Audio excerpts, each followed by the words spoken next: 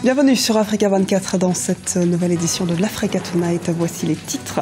Coopération bilatérale Tchad-France. Le président tchadien Idriss Déby Itno a été reçu à l'Elysée par son homologue français François Hollande ce lundi. Nous reviendrons sur les points centraux de cette visite. Le ballet diplomatique s'est poursuivi ce lundi à l'Elysée à l'occasion de la visite de la présidente de la Commission de l'Union africaine, Nkosazana Dlamini Zuma, ce 5 octobre. Les discussions ont notamment tourné autour des changements climatiques et de l'immigration. La majorité présidentielle fait bloc autour du président Joseph Kabila en République démocratique du Congo. Après l'intense agitation politique provoquée par le départ de plusieurs ténors du Parti du peuple pour la reconstruction et la démocratie, la coalition au pouvoir resserre ses rangs. Dynamisation du partenariat entre le Tchad et la France. Le président tchadien Idriss Déby Itno a été reçu par son homologue français François Hollande ce lundi. Au menu des discussions, la coopération bilatérale, mais aussi les questions sécuritaires, notamment en Centrafrique. Le point tout de suite avec Lise Elsi Akizimane.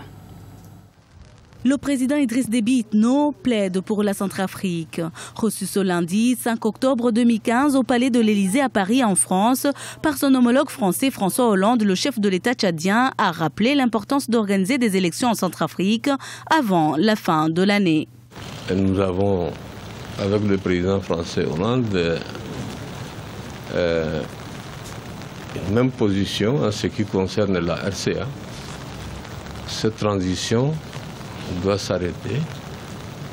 Il faut une mauvaise élection qu'une transition chancelante.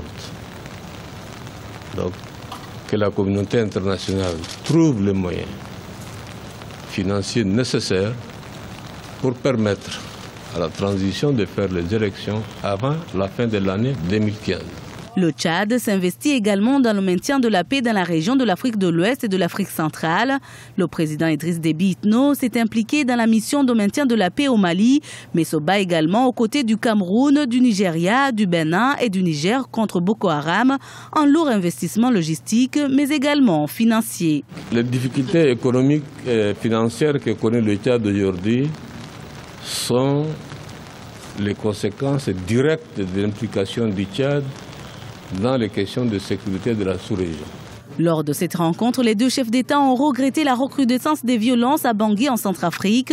Le président tchadien a ainsi, dans la capitale française, réitéré son soutien au pouvoir de la transition centrafricaine.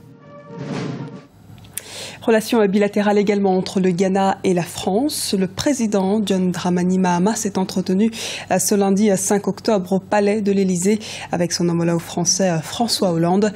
Les deux chefs d'État ont appelé les entreprises françaises à investir davantage dans les secteurs de l'énergie, des transports et de l'agroalimentaire. Ils ont également confirmé leur volonté de renforcer la francophonie. Au menu des échanges également, les préparatifs de la conférence sur le climat COP21, la lutte contre Boko Haram et contre la piraterie maritime dans le golfe de Guinée. Rendez-vous diplomatique également pour la présidente de la Commission de l'Union africaine, Nkosazana Dlamini Zuma, ce lundi à Paris, en France.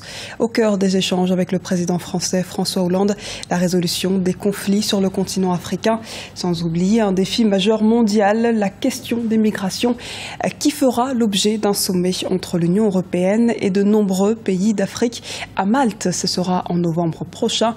Madame Nkosazana Dlamini Zuma s'est exprimée à ce propos.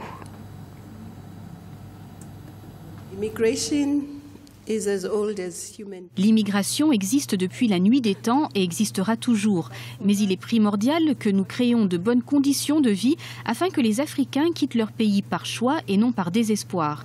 Il nous faut réfléchir à comment nous pouvons former ces jeunes gens, comment nous pouvons leur fournir du travail et comment nous pouvons leur donner les outils afin qu'ils créent eux-mêmes leurs emplois. Nous devons également réfléchir à comment améliorer l'agriculture afin de nourrir tout le monde. Au vu de cette industrialisation, il nous faut trouver des solutions pour redonner espoir à ces jeunes gens.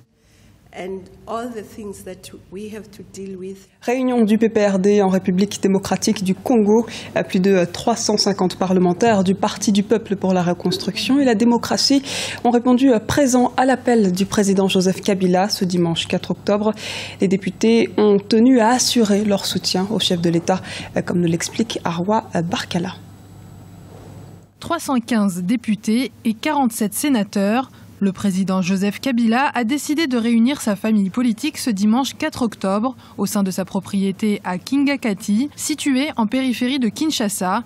Les participants à ce rassemblement sont venus témoigner leur loyauté et leur fidélité au chef de l'État congolais. Ce sont les députés qui ont souhaité aller lui prêter allégeance parce que beaucoup de rumeurs couraient sur la représentativité du groupe de cette partie qui avait quitté notre coalition politique qui prétendait avoir fait basculer la majorité. Donc les députés de la majorité ont tenu à démontrer que ceci était faux parce que sur 500 députés, 315 c'est une majorité fort confortable.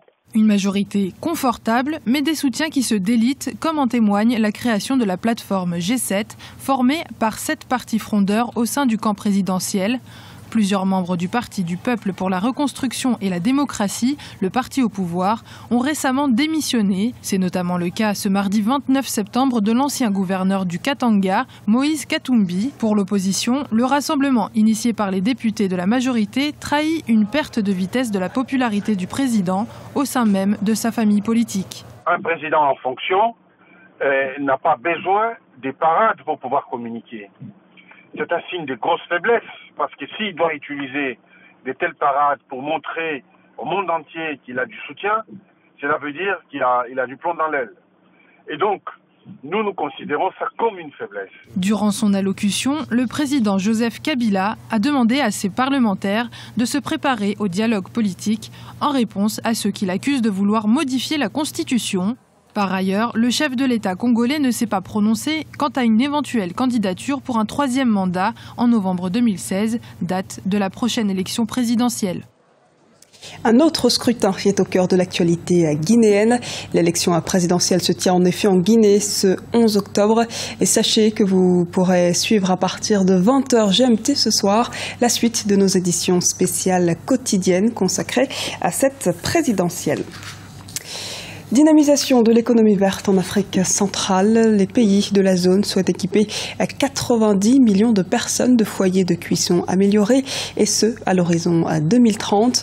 Ils ambitionnent également d'accentuer l'exploitation du gaz naturel. Les précisions d'Ibra Khadindiaï. La CEAC mise sur les énergies vertes. La communauté économique des États de l'Afrique centrale a annoncé plusieurs mesures afin de lutter contre la pollution. Elle souhaite équiper 90 millions de personnes de foyers de cuisson améliorés à l'horizon 2030, de construire des barrages hydroélectriques d'une capacité totale de 15 700 MW. L'institution va également mettre en place des infrastructures pour récupérer le gaz naturel. Je pense que dès l'instant que vous avez des États qui se réunissent, il y a la volonté politique qui est la première des choses. La première des choses, et l'Afrique a un potentiel de pouvoir, même si les États ne peuvent pas trouver des fonds individuellement, mais personnellement, je pense qu'au niveau international, une politique comme celle-là qui est mise en place, en faisant appel aux bailleurs de fonds internationaux, on retrouve les moyens. Au niveau des investissements, je pense que cette collaboration-là trouvera des financements au niveau international qui vont permettre à la région de pouvoir atteindre cet objectif-là. Mais néanmoins, de mon point de vue, j'espère bien que cette problématique énergétique-là, qui est de pouvoir garantir à la majorité de la population, si vous voulez, une énergie qui soit verte, ne soit pas un frein sur le développement de la région en tant que telle.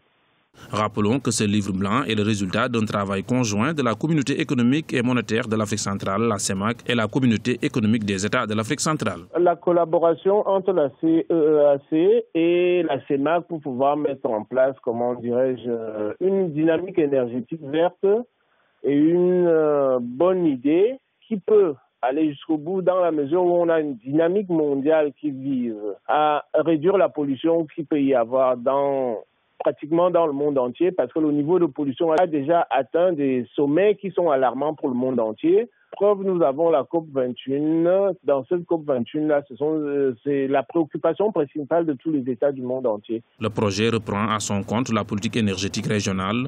Selon ses concepteurs, ce projet a pour ambition d'offrir un accès universel aux services énergétiques et servir de levier pour le maintien de la croissance économique dans la sous-région.